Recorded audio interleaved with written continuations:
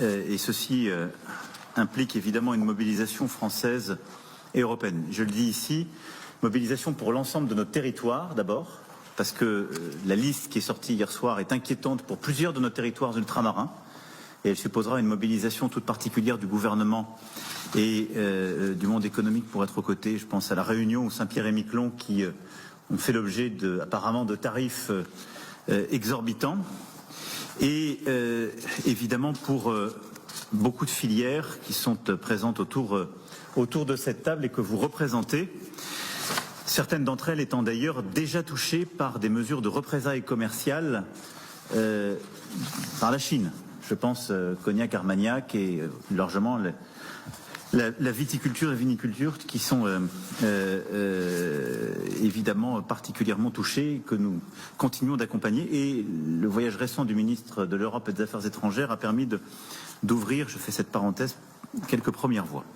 En tout cas, je veux ici dire très clairement pour les entrepreneurs et l'ensemble des salariés de ces secteurs que nous serons à leur côté pour apporter des réponses concrètes. Je vais y revenir. La décision qui a été annoncée cette nuit est une décision brutale et infondée. Elle est infondée parce qu'on ne corrige pas des déséquilibres commerciaux en mettant des tarifs. Et les bases de la théorie économique montrent le contraire, surtout d'ailleurs quand les déséquilibres ne prennent pas en compte les services numériques, pour ne citer qu'eux ou d'autres. Et au fond, cette décision va toucher tous les secteurs pour nos économies. Sur les 500 milliards que les Européens exportent vers les États-Unis d'Amérique, à date, nous avons une visibilité sur plus de 70% qui seront touchés par les tarifs.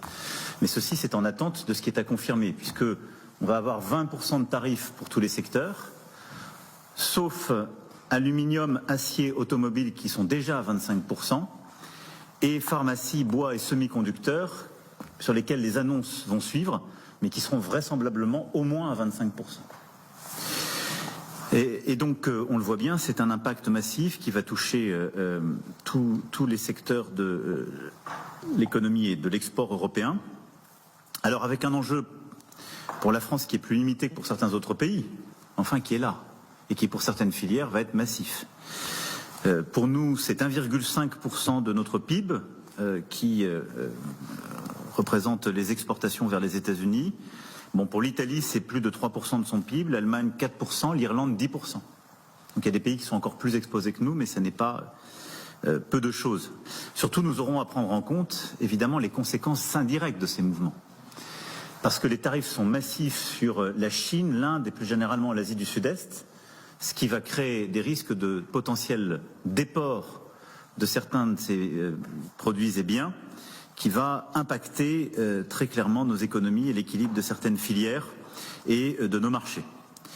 Et donc, au total, on le voit bien, c'est une ampleur qui est en tout cas inédite.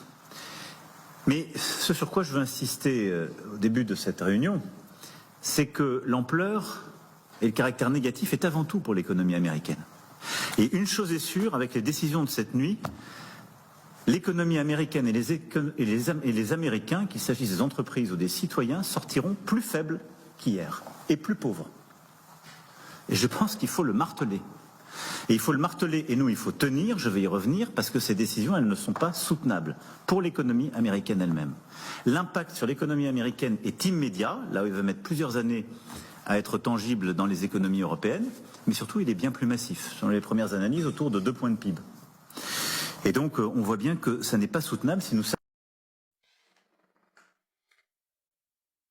Vous avez vu comment? Vous avez entendu? Il n'a pas tort. C'est peut-être ça la solution.